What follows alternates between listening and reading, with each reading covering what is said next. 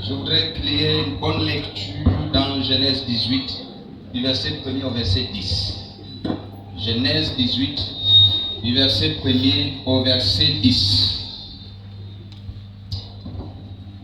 Il y a quelqu'un pour ton élévation ce matin.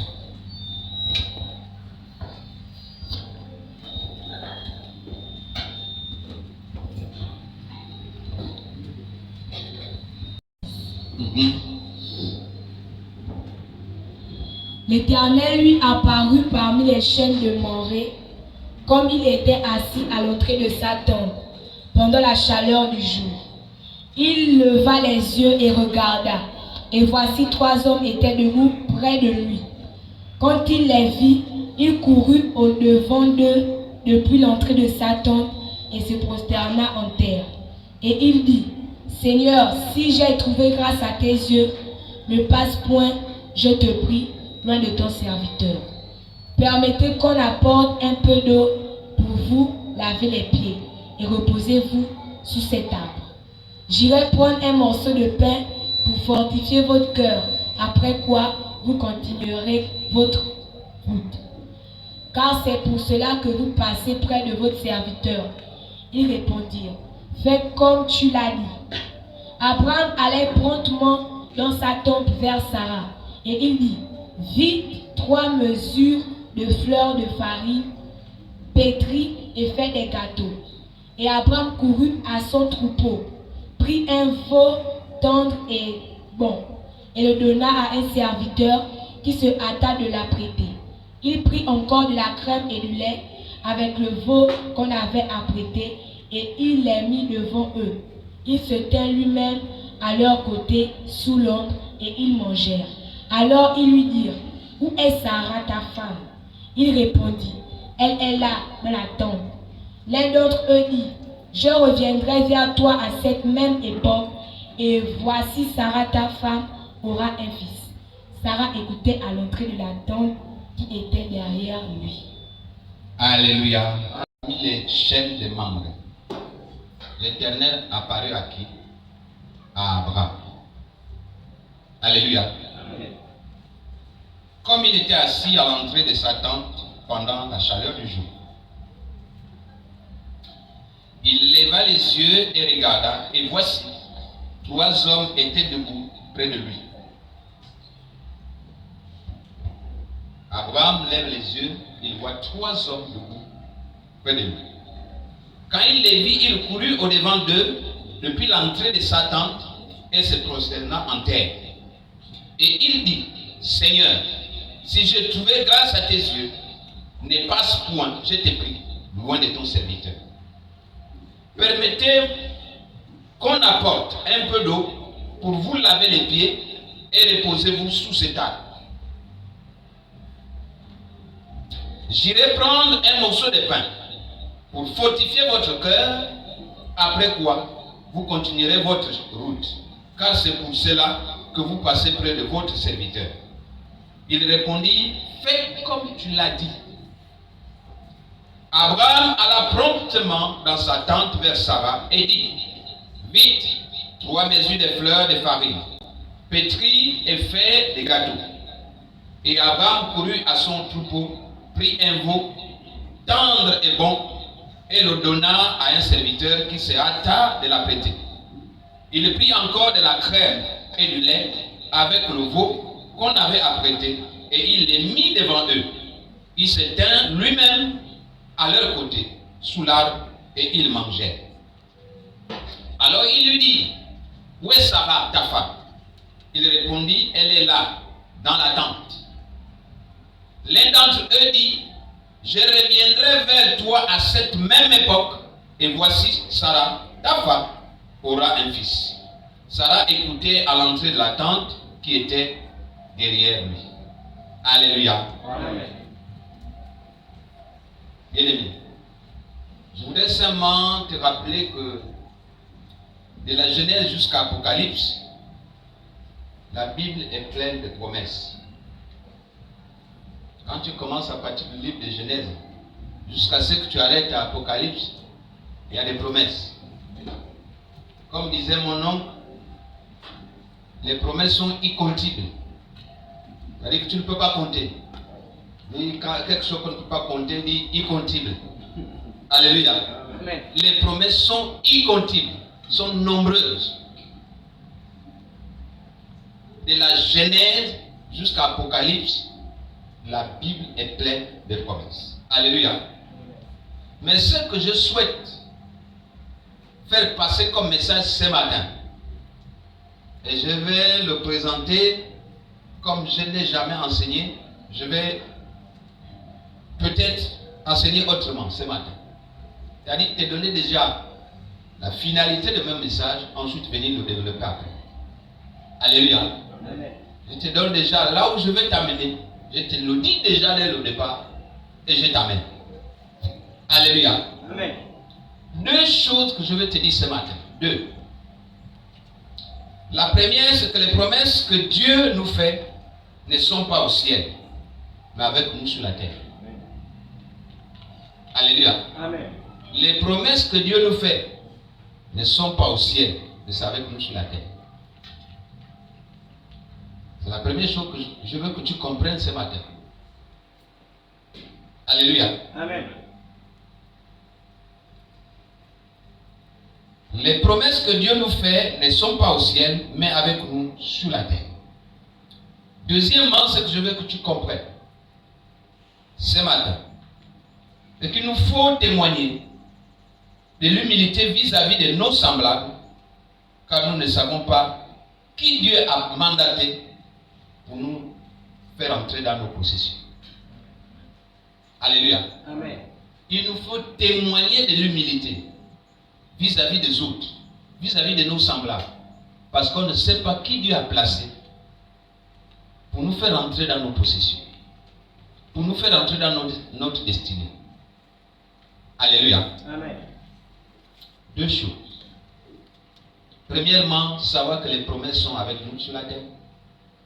Deuxièmement, cultiver de l'humilité, parce qu'on ne sait jamais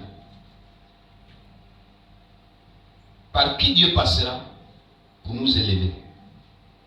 Alléluia. Amen.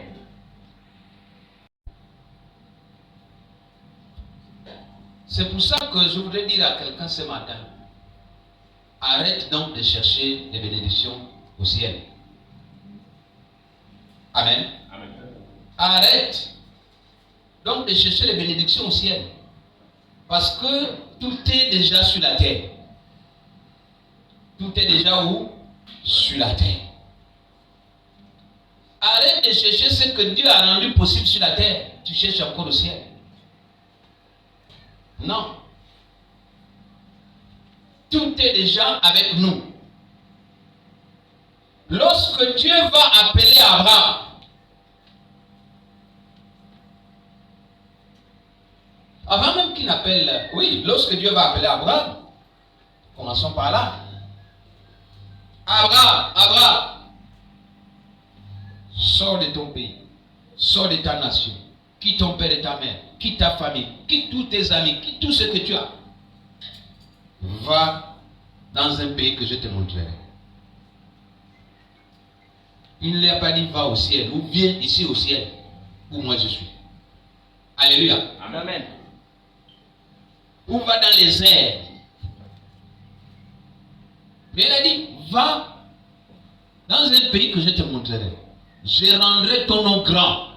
Je ferai de toi une grande nation. Et tous les peuples de la terre seront bénis par toi. Nous sommes dans Genèse 12. À partir du verset 1er, nous voyons jusqu'au verset 3. Lorsque Abraham est appelé, il n'est pas appelé au ciel. Il n'est pas appelé dans les airs. Mais le pays où on veut l'amener, le pays où son nom sera grand, le pays où sera prospère, le pays où sera béni, est sur la terre déjà. Ce n'est pas un pays qu'on fera descendre, quand lui sera là-bas, maintenant on fait descendre. Non, le pays est déjà sur la terre. Alléluia. Amen. Arrête donc de regarder tous les jours au ciel. Alléluia. Amen. Il y a des bénédictions qui sont sur la terre que le ciel ne pourra plus jamais te donner. Il y a les bénédictions qui sont sur la terre que le ciel ne pourra plus jamais te donner. Parce qu'il a déjà pourvu. Ce n'est plus son rôle de faire descendre ce qui est déjà là. Alléluia. Amen. Je voudrais qu'on revienne petit à petit sur ces textes. L'Éternel apparut parmi les chaînes de Mamré, comme il était assis à l'entrée de sa tente pendant la chaleur du jour. L'Éternel descend.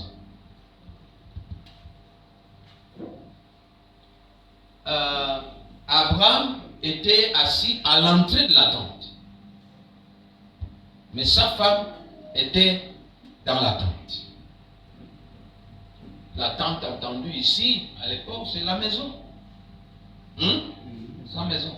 Il était assis devant la maison, peut-être à la terrasse, peut-être la véranda, et la femme dans la maison. Il leva les yeux et regarda, et voici 3 hommes étaient debout près de lui. Il est là, peut-être qu'il somnolait un peu, il lève les yeux, il voit 3 hommes debout devant lui. Ah. Mais quand il les voit là, bon, la Bible ne nous décrit pas comment ils étaient habillés, tout ça là. On ne nous dit rien. Mais au moins quand il les voit, peut-être il sent que ceux-là, je ne les ai jamais vus ici, ou je ne les vois pas tous les jours. Ce sont des étrangers. La Bible dit, quand il les vit, il courut au-devant d'eux, depuis l'entrée de sa tente, et se prosterna en terre. Il ne les connaît pas. Mais quand il regarde, il dit, ceux-là, ce n'est pas les gens que j'ai l'habitude de voir. Non, en tout cas, quelqu'un arrive chez toi, ou passe devant chez toi, un beau matin, et toi tu l'aperçois, tu commences déjà à courir, tu vas même te prosterner. Il y a quand même quelque chose. N'est-ce pas? Amen. Bon, si ce n'est pas le premier ministre, c'est quand même peut-être le président. Nous sommes d'accord? Ça veut dire que c'est quand même quelqu'un de hautement élevé en dignité et en gloire. Parce qu'on ne peut pas quand même se prosterner devant n'importe qui. Il arrive, tu cours déjà. Bon, honnêtement, ce matin, si l'autre qu'on ne nomme pas, si Boulingi ou Mariola arrive ce matin ici, on l'aperçoit là, le culte s'arrête d'abord. On est d'accord? Non, il faut considérer les vérités. Le culte s'arrête d'abord, même en quelques fractions de secondes, parce qu'on va d'abord se prosterner. Quel est le bonheur qui nous arrive ce matin pour que Boulingi vienne nous rendre visite? Tout le monde a compris ça? Amen. On se prosterne. Mais c'est ce qui est arrivé à Abraham. Il voit 3 hommes. Il dit, et comment? La Bible dit, depuis l'entrée de sa tente, jusque là où ils étaient, il s'est prosterné. Il marchait déjà. Vous savez que c'était aussi la tradition juive à l'époque. Là, ces gens-là, je ne les ai jamais vus. Ces hommes-là, ce n'est pas les hommes habituels qui se prosternent. Mais quand ils se prosternent, qu'est-ce que ça veut dire? Ça veut dire quoi? Ça veut dire l'humilité. J'ai dit ce matin quoi? Je t'amène sur 2 points. Les bénédictions sont sur la terre, mais il faut cultiver l'humilité. Abraham est un. Abraham a de l'humilité, il manifeste l'humilité vis-à-vis de l'étranger. Et Abraham fait quoi? Il sort ce qui est en lui. Le don de partage. Le don de partage. Et il dit, pour passé. Vous revenez de loin. Permettez que j'apporte de l'eau pour que vous lavez d'abord vos pieds. Est-ce qu'ils ont dit qu'il venait chez lui? Non. Personne n'avait parlé. Regardez bien la Bible. Des 3 hommes qu'il avait vus, personne n'avait parlé jusque-là. C'est Abraham qui s'embrouillait seul. Boulingi arrive, il te dit rien. Tu commences à tout dire. C'est-à-dire que je suis né à Inemonio. Vous ne connaissez pas Inemonio? Vous connaissez pas? Oh, c'est chez moi. C'est-à-dire que je suis né à Inemonio. C'est-à-dire que mon père est déjà mort depuis. C'est-à-dire qu'il ne t'a rien demandé. Tu commences à donner ton CV. Tu commences à donner ton CV. Et c'est comme ça qu'Abraham commence à donner son CV. Si vous vous asseyez là-bas, je peux amener de l'eau pour laver les pieds. Attention. Rappelez-vous, chaque chose qu'on dit dans la Bible a un symbole. Ce sont les mêmes pieds qu'une prostituée avait lavé à Jésus. Hein? Amen. Ce sont les mêmes pieds que Jésus lui-même avait lavé à ses disciples. Attention aux pieds. Ce sont les mêmes pieds qu'on avait dit à qui? À Ruth de découvrir chez Boaz. Attention. Quand vous écoutez la Bible, il faut toujours faire des liens. Et il dit, je peux apporter de l'eau pour laver les pieds. Maintenant, pendant que vous serez en train de laver les pieds, permettez-moi que je vous prépare un petit gâteau. Il dit, oui, ma bioga, oui, vite, un petit gâteau. Bon, les femmes d'aujourd'hui, tout le monde d'abord les yeux, qui? Mais ma bioga n'a pas dit qui. Ma bioga a préparé rapidement un petit gâteau. Et il a envoyé son serviteur aller tuer un veau. Pour associer à la nourriture. Le gâteau ici, compris comme étant la nourriture. Alléluia. Amen.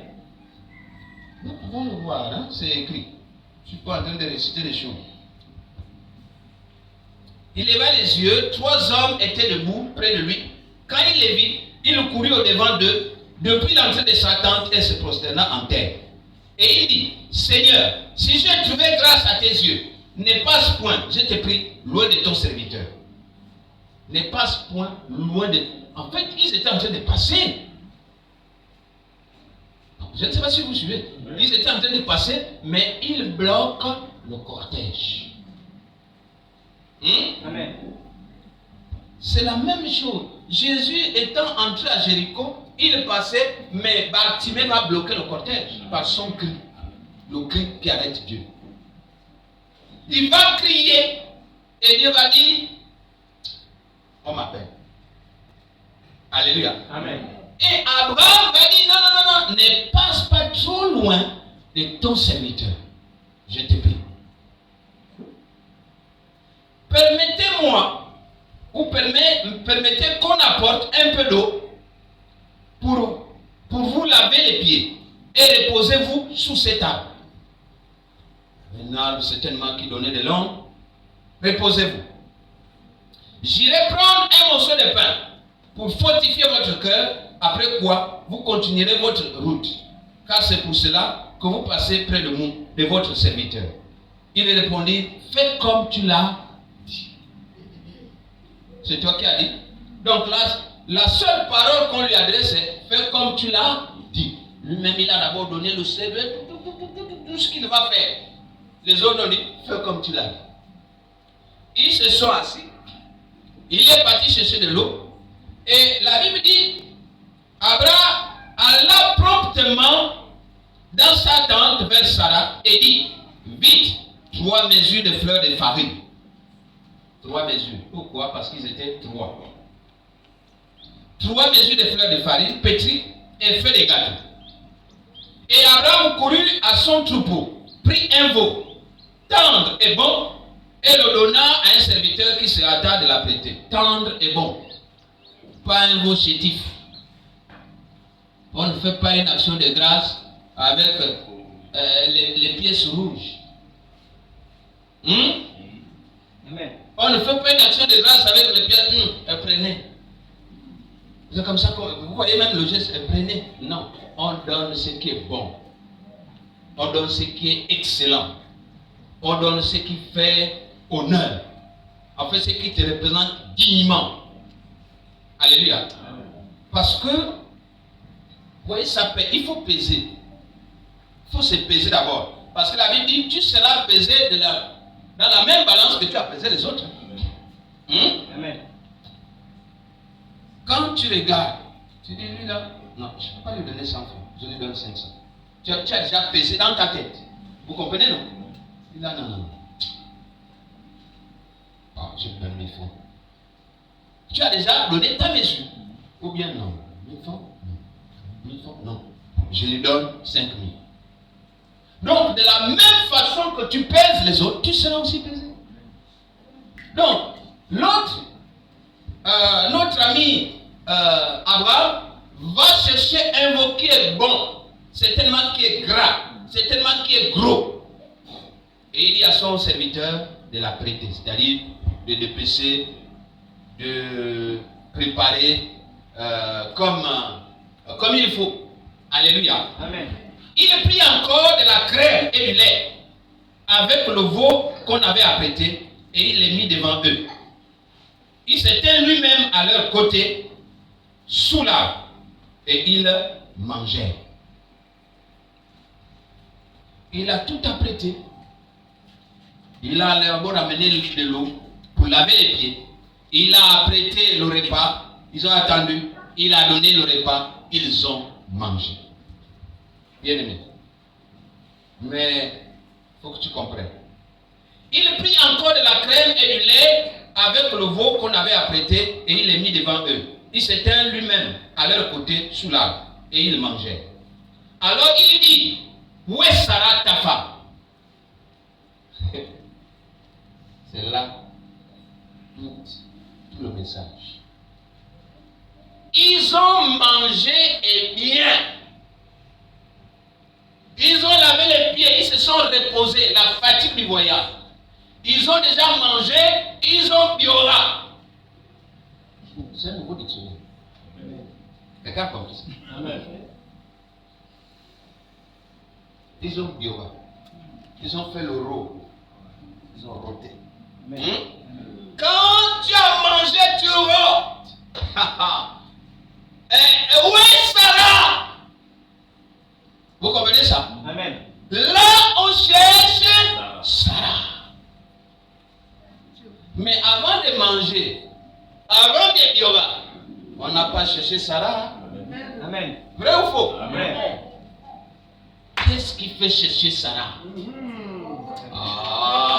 Qu'est-ce qui fait chercher Sarah? Le don de libéralité.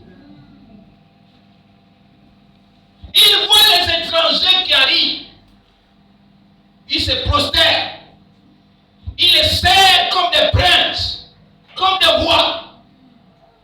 Il y a un qui ouvre la bouche. Où est Sarah? Mais ce sont des anges.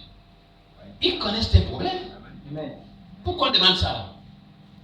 Ils savaient que Abraham avait des enfants, c'est vrai, mais il n'avait jamais fait des enfants avec Sarah. Où est Sarah? Mon ami. Il lui dit, où est Sarah ta femme? Il répondit, elle est là dans la tente. L'un d'eux dit, je reviendrai vers toi à cette même époque. Et voici Sarah, ta femme, aura un fils. Je reviendrai vers toi l'année prochaine, à cette même époque, et Sarah aura un enfant. Alléluia. Amen. Qu'est-ce qui fait chercher Sarah? C'est l'humilité. C'est le don de libéralité. Tu manges seul. Quand les autres arrivent, tu caches là.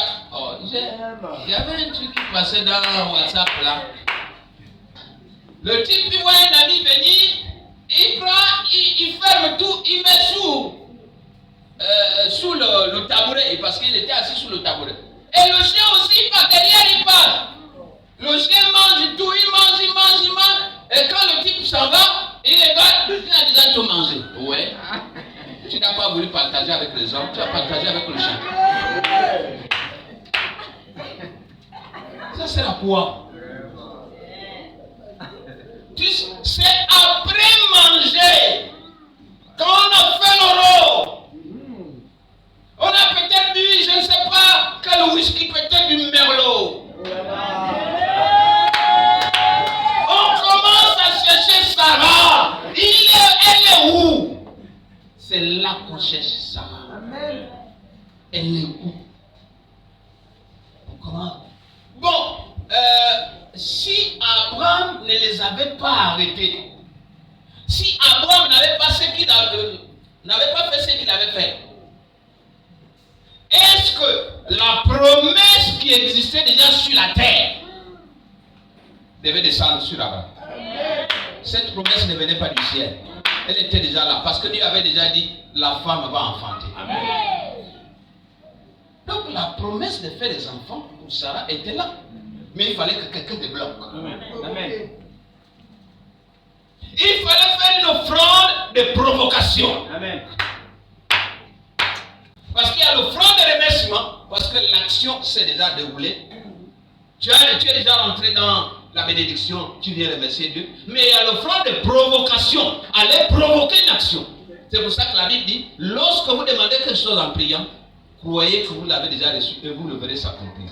Et en même temps, tu commences déjà à provoquer. Tu fais déjà une action. Dieu, je sais que j'ai déjà reçu ça. Amen. Je sais que je vois déjà ma bénédiction. Amen. Je sais que je vois déjà mon mariage. Amen. Je sais que je vois déjà ma santé. Amen. Je sais que je vois déjà mon travail. Amen. Je sais que je vois déjà mon élévation. Amen. À partir de là, tu déposes. Et quand tu déposes, mon ami, l'ange parle. Amen. L'ange parle parce qu'il a déjà fait le rôle. Tant qu'il n'a pas fait le rôle, tu as peut-être préparé. Écoutez-moi bien. Tu as peut-être préparé. Tu as peut-être donné de l'eau. Tu as peut-être donné la farine. Tu as peut-être donné un veau. Mais écoute-moi bien. Si c'est l'eau du marigot que tu as donné, si c'est la farine, je ne sais pas de quoi que tu es parti soulever. Si c'est un veau chétif qui a les gars, les autres, il n'y a pas de l'eau. Parlons un peu entre nous. Il y a de la nourriture que tu manges. Tu as l'impression que tu n'as rien mangé. Vrai ou faux? Pourquoi? Parce qu'il n'y a pas de vitamines dedans. En fait, la plupart du temps en Afrique, on mange gros, mais on ne mange pas bien. Manger gros, c'est différent de manger bien. Bon, on a un spécialiste là. Manger gros ne veut pas dire manger bien. On mange trop gros, juste pour se bourrer le ventre, juste pour se bomber le ventre. Et où? Bon, je t'annonce que l'année prochaine, dans la même époque, Sarah aura un enfant. Si vous continuez à lire l'histoire, Sarah va rire. Amen. Sarah va rire. Parce que Sarah, pendant que l'ange parle avec Abraham, Sarah est derrière. Sarah est en train de les guetter. Sarah va rire. C'est des menteurs. La vieille que je suis, j'ai déjà les niantis partout là, partout. Est-ce que je peux encore faire un enfant? Hein? La vieille que je suis là, je suis déjà un maman pause. C'est la ménopause. Maman pause. Je suis déjà maman pause. Et l'autre est papa pause. On va encore faire un enfant.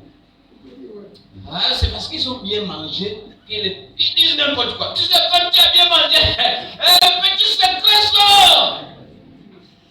On ne te cache plus rien.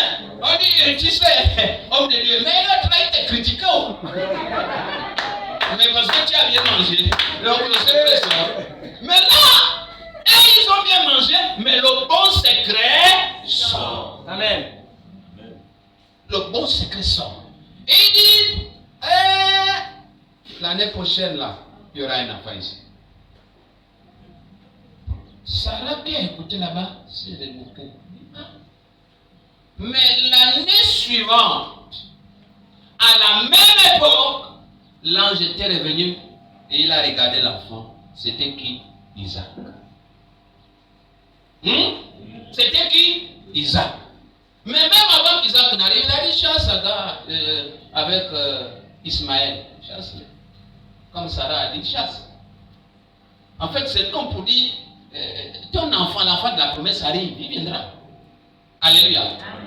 Ce que je veux que tu comprennes ce matin, c'est que chaque apparition de Dieu devant Abraham était toujours attachée à une promesse. Amen. Chaque fois que Dieu apparaissait à Abraham, il y avait toujours une promesse. Quand il apparaît en Genèse 12, il lui promet que ton nom sera grand, que je ferai de toi une multitude, et tu hériteras de toutes les bénédictions, et toutes les familles de la terre seront bénies par toi. Quand il apparaît ici en Genèse 18, nous sommes en train de lire, c'est pour lui dire, tu auras un enfant. Mais il y a eu d'autres apparitions. Souvenez-vous, il y a eu d'autres apparitions. Regardons dans Genèse, on va dire Genèse combien? Non, peut-être Genèse 13. Genèse 13, les versets 14 à 15. Quelqu'un peut lire rapidement? Genèse 13, 14 à 15. L'Éternel fait que l'eau se fit séparer de lui. Oui. Lève les yeux et du lieu où tu es, regarde vers le nord et le midi, vers l'orient et l'occident. Car tout le pays que tu vois, je le donnerai à toi et à ta prospérité pour toujours. Alléluia. Amen. Genèse, nous sommes dans Genèse combien? Genèse 13. Genèse 13, c'est après Genèse 12. En Genèse 12, on lui dit de sortir. Il sort, mais quand même, on lui dit de laisser tout, mais il amène encore les moutons avec lui. C'est ça si vous comprenez. On ne lui avait pas dit de partir avec l'autre. Mais à cause des sentiments, de cœur, tout ça là, on va toujours avec les excédents de bagages. Hein? Donc, l'autre pour Abraham, c'était un excédent de bagages. Tant que l'autre était encore avec lui, Dieu ne lui avait plus jamais parlé. Amen. Lisez bien la Bible. Amen. Dieu lui parle en Genèse 12. Lui il sort, il va avec l'autre. Jusqu'à ce que l'autre se soit séparé de lui, Dieu ne lui avait plus jamais parlé. Et la Bible dit ici, l'Éternel dit à Abraham, après que l'autre se fut séparé de lui, c'est là qu'il vient encore lui parler. Il dit, lève tes yeux. Et du lieu où tu te trouves, regarde vers le nord, le midi, vers l'orient et l'occident. Car tout le pays que tu vois, je le donnerai à toi et à ta postérité pour toujours. Le pays, le nord, l'orient, le midi, le pays qu'il voyait, l'occident, le pays là n'était pas au ciel. C'était déjà sur la terre. Alléluia. Amen. Mais il a fallu que quelqu'un lui parle. Il a fallu que quelqu'un lui ouvre les yeux. Il a fallu qu'un ange lui dise, ouvre les yeux et vois. Alléluia. Amen. Mais tant que l'autre est avec toi, les yeux sont fermés. Et Dieu n'était pas avec lui. Parce que tu as l'autre avec toi.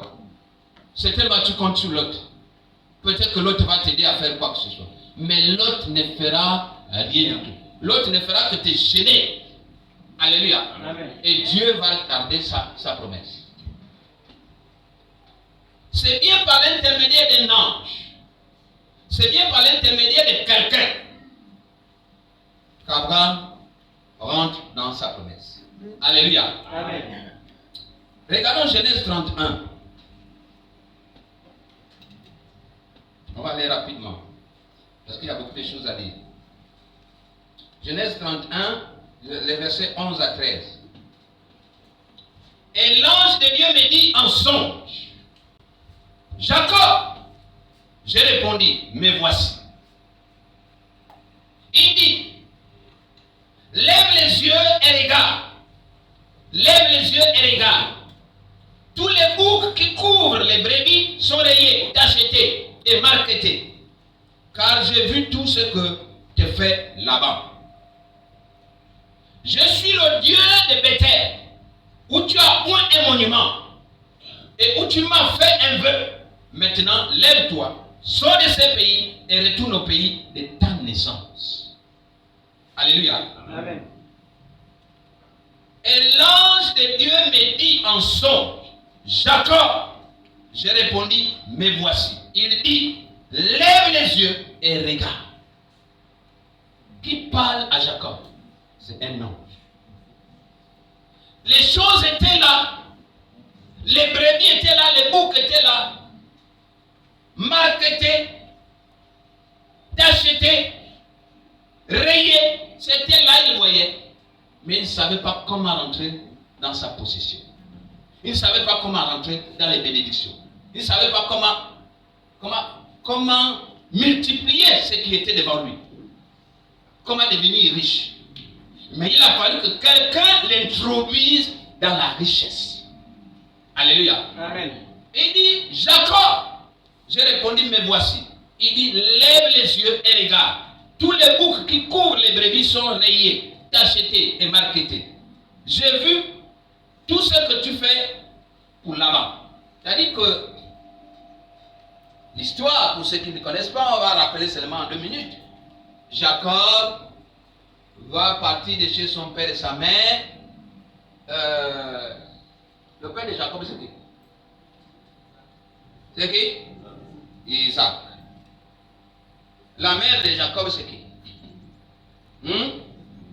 Rebecca. Voilà. Bien. Donc, Jacob va partir de là. Jacob va partir de là, il va retourner chez son oncle Laban. Et chez son oncle Laban, il va aimer Rachel. Il va travailler, le type va lui dire, il travaille 7 ans, si tu veux épouser Rachel. Il travaille 7 ans, il enrichit. Parce que, en fait, ce que la Bible ne dit pas, c'est ce qu'elle a dit au sujet de Joseph, dans la maison de Potiphar. Que tout ce, lorsque Jacob est arrivé dans la maison de Laban, tout ce qu'il touchait prospérait. Parce que la Bible va le dire de Joseph, que quand Joseph arrive dans la maison de Potiphar, tout ce qu'il touchait prospère. Mais c'était la même chose. Lorsque Jacob arrive dans la maison de Laban, tout ce qu'il touchait prospérait. Il a fait croître le troupeau. En 7 ans de boulot, il a fait croître le troupeau. Et il a dit, j'ai fini ma corvée, donne-moi ma femme. On a fait la cérémonie, une grande cérémonie. Et Jacob est très content. Enfin, il va épouser Rachel. On amène la femme la nuit, quand on dépose, il découvre que c'était Léa. Une immense. Le type, il m'a trompé. Et quand il m'a trompé, j'ai fait comment? Il s'est fâché. Après on lui a dit, ce sont les coutumes d'ici. La petite soeur ne peut pas être mariée avant la grande soeur. Donc, si tu veux épouser Rachel, tu commences par Léa. Et tu travailles encore 7 ans pour que tu épouses aussi Rachel. Il se met encore 7 ans au boulot. Ça lui fera 14 ans. On lui donne Léa. On lui donne Rachel maintenant. Mais il n'a pas le moyen. Il n'a pas de brebis, il n'a pas de troupeau, il n'a pas de richesse. Comment faire? Il faut maintenant qu'il travaille. Pour lui-même. Il faut qu'il commence à travailler. Donc, là-bas, on lui dit, bon, ok, tu as déjà les femmes, les enfants commencent à naître. Bon, maintenant, il faut que tu commences à te faire un peu de moyens. Mais là-bas, on lui donne quoi? Les brebis tachetées. Les brebis marketées. Les brebis chétives. C'est-à-dire que les mipiorloro, comme dit souvent le pasteur, les mipiorloro. Les mipiorloro, c'est un grand dictionnaire aussi. Hein? Il lui donne les mipiorloro, c'est-à-dire que quand ça marche là, ce sont des Éthiopiens. Hein? Quand ça marche là, tu as même peur. Tu ne sais pas s'il va tenir jusqu'à la route. C'est ça qu'on lui donne. Dieu vient en songe. Il dit, lève les yeux, regarde. Les brebis là, toutes les brebis que tu vois là, Mais voici, Dieu, quand vous allez lire le reste du texte, Dieu va lui donner la méthode, comment il faut faire. Quand il applique la méthode, les brebis deviennent grasses. Les brebis deviennent nombreuses. Le troupeau s'agrandit. Au point même que Laban va commencer à lui faire la jalousie. Il dit, mais attends, finalement, toi tu voles mes brebis? Il dit, non. Tu m'avais dit que tout ce qui sera acheté, tout ce qui sera marketé, tout ce qui sera rayé, moi je prends. N'est-ce pas? Oui. Mais s'il se trouve que maintenant, les brebis les plus grosses, les plus grasses, les plus jolies sont les rayées, les tachetés, les marketés, ce n'est pas ma faute. Mais c'est au moins ça les marques que tu avais dit que si ça cette marque, je prends. Dieu va changer les temps, les circonstances. C'est-à-dire désormais, les brebis les plus grasses, les plus grosses, les plus jolies sont les brebis rayées, tachetées, marketées. Et voici comment Jacob va devenir riche. Et un jour, il décidera de sortir avec ses femmes et ses enfants. Parce que Dieu lui dit, retourne au pays de ta naissance. Alléluia. Amen. Mais ce que j'ai envie de faire comprendre par cet épisode de Jacob, c'est que il a fallu que quelqu'un, il a fallu l'intermédiaire d'un ange, l'intermédiaire d'une personne, parce qu'une personne c'est un ange. Amen. Si mon fils ici vient me parler, vient me dire, homme de Dieu, ce matin, ce dimanche, ne viens pas à l'église parce que voilà. Ça veut dire que c'est un ange qui m'a parlé. N'est-ce pas? Amen. Je n'ai pas besoin de le voir avec les ailes. Tous les anges n'ont pas des ailes. Il y a les anges qui n'ont pas des ailes. Si tu me rêves avec le corps, le matin quand tu te lèves, je n'ai pas de corps. Donc il y a des anges qui n'ont pas de corps. Alléluia. Amen. Si lui me parle, c'est un ange qui m'a parlé. Je n'attends pas d'abord qu'il ait les ailes pour que je croie que c'est un ange. Alléluia. Amen. Et donc, il a fallu que quelqu'un ouvre les yeux à Jacob pour lui dire, ne suis pas ça. Regarde ça. Fais comme ça. Et quand il a suivi, quand il a été humble, quand il a été obéissant à la parole de Dieu, quand il a manifesté l'humilité, il est rentré en possession de ses possessions. Alléluia. Amen. Il y a de l'élévation pour toi ce matin. Amen. Mais à deux conditions. La première condition, c'est que tu dois d'abord savoir que tu ne peux pas aller seul. Amen. Tu ne peux pas aller seul. Il faut que quelqu'un t'entraîne. Il faut que quelqu'un te parle. La deuxième condition, c'est que tu dois être humble, modeste. Tu dois avoir tous les dons nécessaires de libéralité. Terminons cette histoire.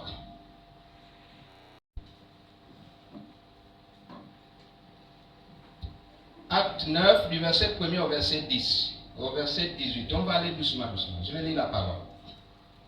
Je lis doucement. Acte 9, du verset 1er au verset 18. C'est une belle histoire. Cependant, Saul, respirant encore la menace et le meurtre contre les disciples du Seigneur, se rendit chez le souverain sacrificateur et lui demanda de l'aide pour les synagogues de Damas, afin que s'il trouvait des partisans de la nouvelle doctrine, hommes ou femmes, il les amena liés à Jérusalem. Je m'arrête d'abord là. En fait, mon histoire ne concerne pas ça, mais j'ai pris ça pour situer le contexte. Paul, il n'est pas encore Paul. Il est encore Saul de Tarse. Saul, il respire. La Bible dit il respire la menace. C'est-à-dire quand tu le trouves là, tu sens la menace. Et tu sens un meurtrier.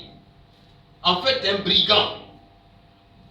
Et la Bible rappelle ici, Paul respirant encore la menace, se rendit chez le souverain sacrificateur et lui demanda de l'aide pour les synagogues, en fait des recommandations.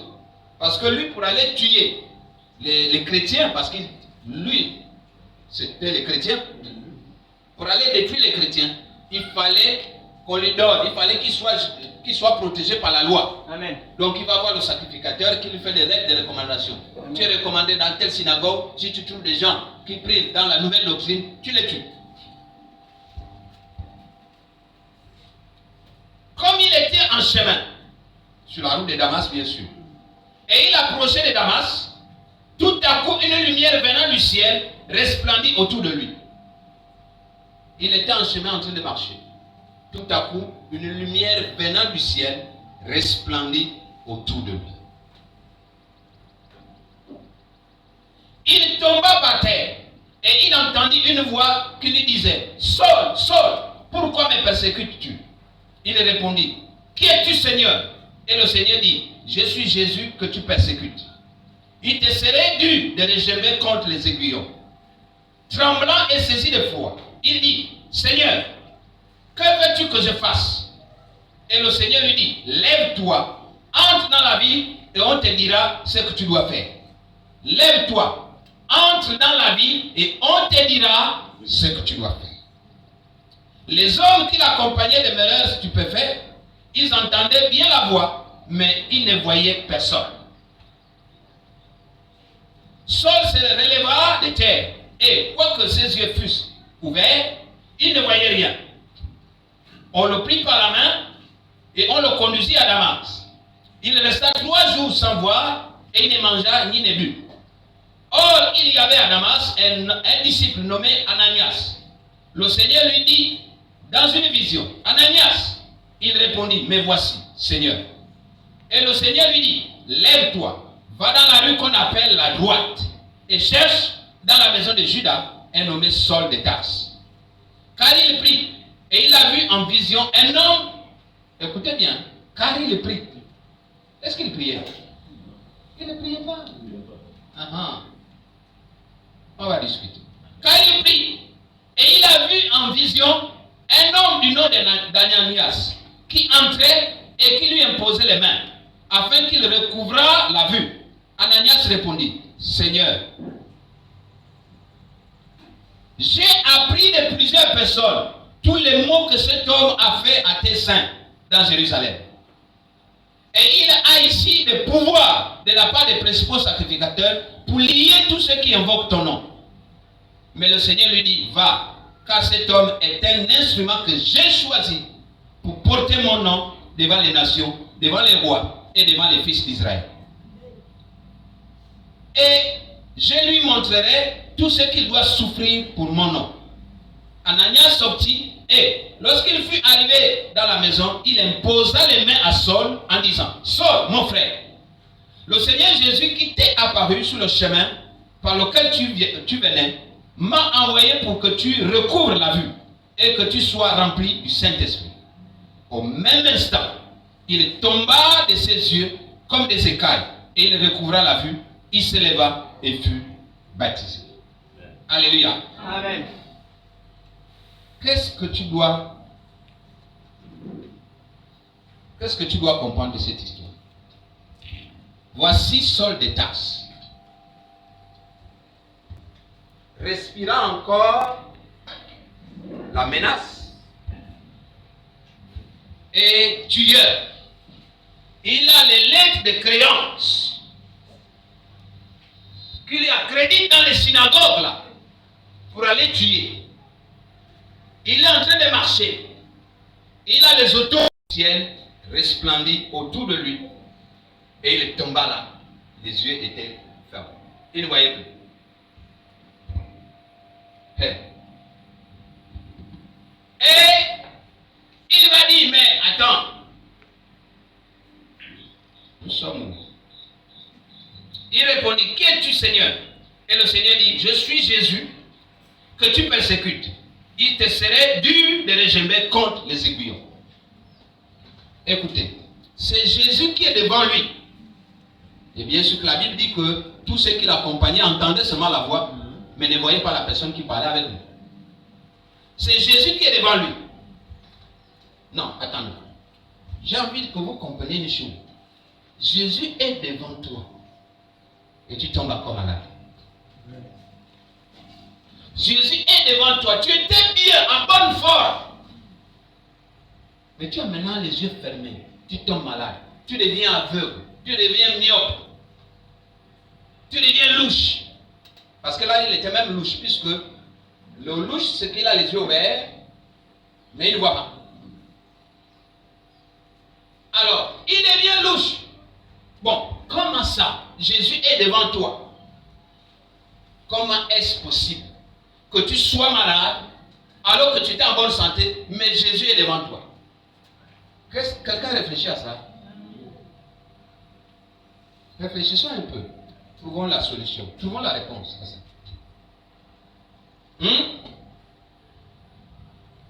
Jésus apparaît à Saul. Et Saul tombe, il est aveugle. Comment et pourquoi? Comment comprendre que lorsque Dieu t'apparaît, tu tombes malade? Et Dieu lui dit quoi?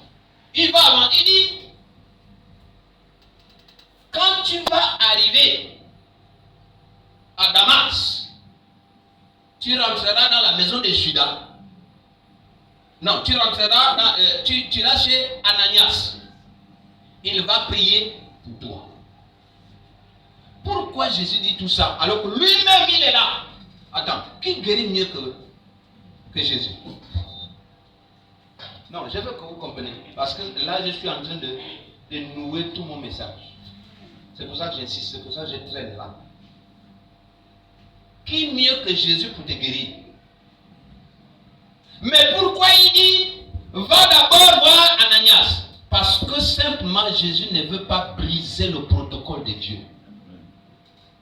Le protocole de Dieu veut que même lorsque tu dois être élevé, il faut que quelqu'un soit devant toi pour t'élever. Amen. Amen. Tu dois passer par quelqu'un pour être élevé. C'est ça le protocole de Dieu. Oh, j'ai vu Jésus dans ma chambre. Même si tu as vu Jésus dans ta chambre, t'apportant une bénédiction, tu ne l'auras jamais si quelqu'un ne te fait pas rentrer dans cette bénédiction. C'est pour ça que Jésus dit, va voir Ananias. Pour enseigner d'abord à Saul le respect, l'humilité. Parce que Saul n'avait d'égard pour personne. Il était comme le juge unique. Il n'avait d'égard pour personne. Quand il te voit, tu es chrétien, il te persécute, il te tue. Mais pour que Dieu lui enseigne l'humilité, l'obéissance, la soumission, il fallait qu'il lui dise, va voir Ananias. Quelqu'un a compris ça? Amen. Même si tu as entendu la voix de Dieu dans ta chambre, même si tu as vu Jésus, on s'en fout, tant que tu n'es pas soumis à l'autorité, tu ne rentreras jamais dans ta bénédiction. Humilité, libéralité. Amen. Il faut que quelqu'un t'entraîne. Il faut que, même pour arriver à Damas, la Bible dit quoi? Quelqu'un lui prit par la main. Amen. Et le conduisit. Amen. Dans la maison d'Ananias. Alléluia. Amen. Pourquoi? Parce qu'en réalité, il ne voyait plus. Il était aveugle. Mais quand tu ne vois pas, quand tu es aveugle, il faut que quelqu'un te conduise. Alléluia. Amen. Jésus ne brise pas le protocole établi. Non. Jésus sait que Dieu fonctionne comme ça. C'est pour ça que nous aussi, la même Bible dit, la phrase la plus populaire de la Bible. Je suis le chemin, la vérité et la vie. Nul ne va au Père sans passer par moi. Ça veut dire qu'il y a un protocole à suivre. On ne va pas directement au Père. Il y a quelqu'un qui nous introduit vers le Père. Amen. Et si on n'est pas soumis à cette personne, on n'ira jamais vers le Père. La soumission, l'obéissance, l'humilité. Alléluia. Amen. Oui, quelqu'un sera élevé. Oui, quelqu'un rentrera dans sa destinée. Mais il faut d'abord être soumis à un protocole. Alléluia. Amen. L'obéissance avant d'être élevé. frères et sœurs, ce n'est pas parce que Jésus est disponible pour tout le monde. Le Saint-Esprit est descendu lors de la Pentecôte pour tout le monde. Que tout le monde va prospérer comme ça, comme dans un champ de maïs. Pour tout le monde à la barbe. Non. Avec Dieu, nous ne sommes pas dans un champ de maïs. Il y a un protocole, il y a une hiérarchie. Alléluia. Amen. Lorsque tu es dans ta chambre, tu vois Jésus, Jésus te dit voilà. Mais le même Jésus te fera sortir de ta chambre, t'enverra chez quelqu'un. Amen. Jésus là-bas dit, tu as vu que tu as un mariage ce matin? Oui. Tu as vu que tu vas te marier? Oui. Va chez Kumba Mirivou, il va t'imposer les mains. Il va t'envoyer chez quelqu'un. Alléluia. Amen. Parce qu'il faut que tu sois soumis à une autorité. Mais toi, comme tu vois Jésus tous les jours, tu n'as plus d'autorité. Tu es maintenant chef. Non. Le protocole ne peut pas changer. Jésus aurait pu lui-même, en un clin d'œil, dire, vois, maintenant, sois soumis à moi. N'est-ce pas? Amen. Désormais, tu travailles pour moi. Mais pourquoi il envoie d'abord chez Ananias? C'est pour qui l'appelle. Et Ananias, allez-y, comprends. Ananias n'apparaît qu'une seule fois dans la Bible, seulement à ce niveau-là. Ouais. Vous avez encore vu Ananias ailleurs? Non. Donc, un disciple de Jésus qui était méconnu, qui était négligé, qui était quantité négligeable. C'est là-bas qu'on envoie Paul. C'est-à-dire que c'est quelqu'un que toi tu négliges là dans l'église. C'est là-bas que l'homme de Dieu va dire, va voir tel, il va prier pour toi. Toi tu vas commencer à dire, oh, lui là, il se moque de moi. Oui, comment ils appellent là? Le général Naman avait dit, mais attends, je croyais que lui-même allait sortir pour dire, respect général, je vais vous soigner.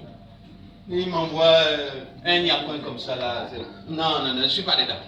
Les serviteurs lui disent, général, si on t'avait dit que fais comme ça, tu aurais fait le suis ce contenu.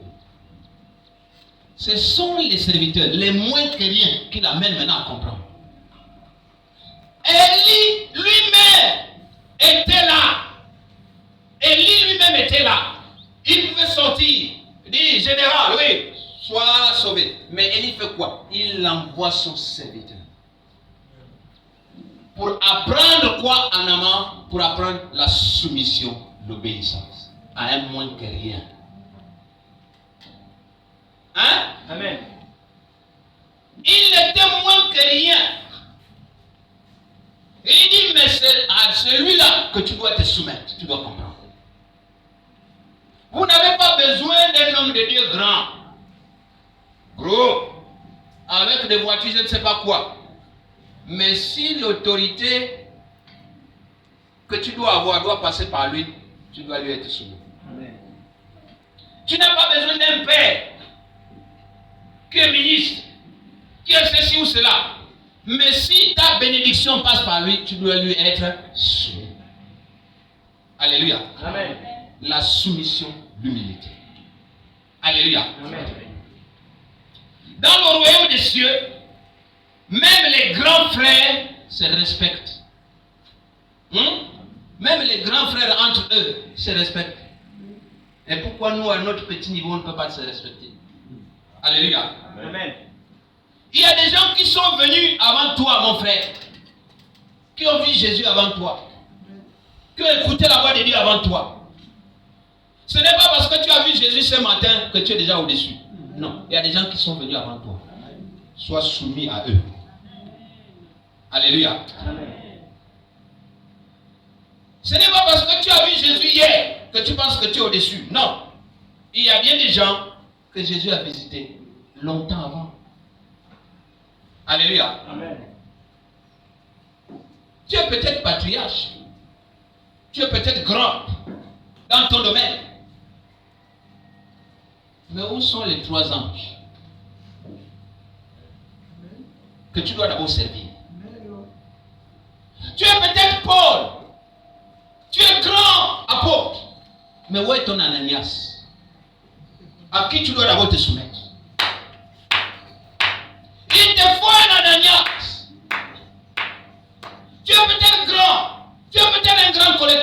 riche. Mais où est ton sycomore pour que Jésus te voie? Humilité, humilité, humilité. Alléluia. Amen. Humilité, mon frère. Beaucoup de gens meurent par orgueil. Beaucoup de ministères disparaissent par orgueil. Parce qu'on a imposé les mains, quelqu'un guérit, c'est terminé. Je ne vois plus les grands. Attention. Il y a les grands parfois qui ne prient plus. Il y a des ministères, Je reviendrai. En fait, je ferai peut-être un prolongement de ce message. Il y a des ministères et des ministères. Il y a ce qu'on appelle les dons expressifs. Hein? Amen. Mais il y a des dons qui ne sont pas expressifs. Les dons expressifs, par exemple, mais il y en a qui, dans le silence, dans le calme, dans la discrétion, c'est lui qui prie pour que l'église soit stable. C'est lui qui prie pour que le pays soit stable. Il n'a pas besoin de s'exprimer. Parfois, le pays est stable là, à cause d'un seul homme qui prie dans le silence, qu'on ne connaît même pas. Ce n'est pas parce que tu as vu Jésus hier que toi tu es déjà au-dessus de tout le monde. La soumission. La soumission. Alléluia. Amen. L'humilité. L'humilité précède la gloire. Amen. Alléluia. Amen. Tu as dit que tu as vu Jésus. Jésus t'est apparu. Mais ta vie est la même. Jésus t'est apparu. Ton mariage vole en lambeaux. Jésus t'est apparu. Mais il n'y a pas de travail. Jésus t'est apparu. Mais tu as toutes les difficultés du monde. Mais Jésus t'est apparu comment? Mais tu sais pourquoi tu es dans cette situation? Parce que tu ne connais pas où se trouve ton Ananias. Et tu t'es jamais souvenu. Tu penses qu'en connaissant 2 ou 3 versets bibliques, tu es déjà arrivé. Il te faut une soumission, l'obéissance à Ananias. La soumission, l'humilité aux 3 anges qui passent. Arrêtez-vous d'abord, je peux vous laver les pieds. Je peux vous apporter un peu à manger. Je peux vous apporter un peu à boire. Je peux vous soulager un peu votre peine. Vous allez d'abord respirer. Il y a une femme. Il y a une femme dans la Bible qui ne faisait pas aussi d'enfant. Elle vivait avec son mari. Et puis elle voyait un homme de Dieu qui passait tous les jours. Elle a dit à son mari, mais si on fait une chambre haute, pour que cet homme-là, chaque fois qu'il passe là, il s'arrête un peu, il respire un peu, il dort un peu, et on va lui mettre même une table. Peut-être qu'il aura envie de travailler là la nuit. Est-ce que ce n'est pas bon? Le mari a dit, oui, on va le faire. Ils ont fait. Un jour, la Bible nous dit que le type est venu avec son serviteur. Ils ont été bien accueillis. Ils ont bien mangé. Tout. Et puis il a envoyé son serviteur. Il dit, ce n'est pas normal que la femme là nous fasse ce qu'elle fait et qu'elle n'a pas un problème. Vous savez, il y a les vieux parlages, il y a les vieux pas les idées. Moi, on m'a dit, si tu dois respecter un vieux, c'est celui qui a les idées. Même s'il est plus jeune que toi, mais avec ses idées, il devient plus vieux que toi. Alléluia. Et c'est celui-là qu'il faut respecter. Donc, vous comprenez aisément, dans la situation que je suis en train de décrire, lorsque Abraham va voir les anges là, la première chose qu'il a à faire, c'est l'obéissance. L'obéissance. Mais qu'est-ce qu'il attendait en retour? Une parole. Lorsque la dame là et son mari vont construire la chambre haute, en réalité, le type là, l'homme de Dieu, le sacrificateur, savait que derrière là, il y a quelque chose. Il envoie son serviteur. Et il va dire à la femme là, qu'est-ce qu'elle veut? La femme veut mentir. C'est ça que nous faisons dans nos églises. On se ment nous-mêmes. La femme me mentit. Non, moi je n'ai pas de problème. Je ne demande rien. Le serviteur vient voir l'homme de Dieu. Elle ne demande rien. L'homme de Dieu dit, va lui dire que je sais qu'elle n'a pas d'enfant, mais l'année prochaine, à cette même époque, elle aura un enfant dans ses bras. N'est-ce pas? Vous connaissez l'histoire? Amen. Et qu'est-ce qui s'est passé? L'année suivante, à l'époque où l'homme de Dieu avait parlé, cette femme avait un enfant dans ses bras. Pourquoi? Parce qu'elle avait exercé son don de libéralité. Parce qu'elle avait exercé le don d'humilité. Libéralité, humilité. Tu vois quelqu'un qui vient chez toi, tu caches. Et tu attends d'abord quand ils vont partir, on va manger. On s'en fout. Ta nourriture là va t'enterrer. C'est quand les gens vont partir que nous on va manger. Mais ta nourriture là, les chiens viendront manger. Amen. Alléluia. Amen. Il y a des domaines que tu ne vois pas. Non, je vais t'expliquer l'aveuglement des pauvres. Paul était devenu aveugle quand Jésus est apparu. Il fallait Ananias pour qu'il recouvre la vue. Ça veut dire qu'il y a des domaines dans lesquels tu ne vois rien. Il te faut un Ananias pour recouvrir la vue. Amen. Il y a des domaines où il faut que quelqu'un te parle. Que quelqu'un te montre la direction à suivre pour que tu puisses t'en sortir. Il te faut un Ananias. Ce matin, tu m'as écouté. Tu as une seule décision à prendre. Rentrer en possession de tes possessions. Mais, il y a des conditions. Alléluia. Il y a des conditions. Les promesses de Dieu ne les attendent pas au ciel. Elles ne sont pas au ciel, elles sont déjà disponibles.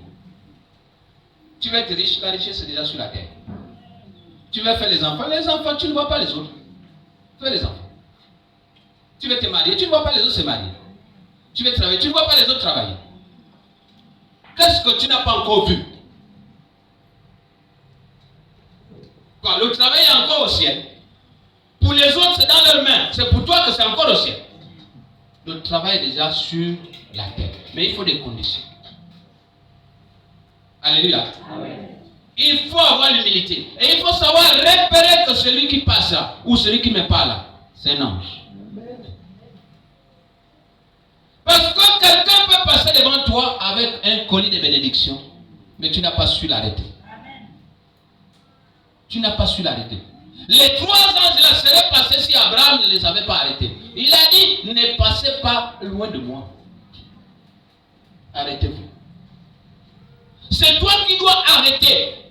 Jésus était déjà passé. Parce que quand la Bible dit, il se retourna, ça veut dire qu'il avait déjà dépassé Bartimée. Jésus était déjà passé. Mais si Bartimée n'avait pas crié, Jésus ne se serait pas arrêté pour dire, on m'appelle. Mais il n'a pas crié pour crier. Ça, c'est ce que je veux que tu saches. Il n'a pas crié parce qu'il fallait crier. Il a crié en utilisant ce qu'il fallait dire. Parce que quand Jésus entend Rabouni, tout le monde peut dire Rabouni. Ça veut dire maître. Mais quand il entend fils de David, il dit celui-là me connaît. Celui-là me connaît. Il dit parce que s'il me relie à David, ça dit qu'il connaît ma généalogie. Amen. Il devait seulement dire fils de Joseph. Vous savez dans la Bible. Mon fils le répétait quand on lui apprenait les trucs là. Joseph s'apprêtait à rompre secrètement avec Marie. C'est ça, non? Le verset Matthieu.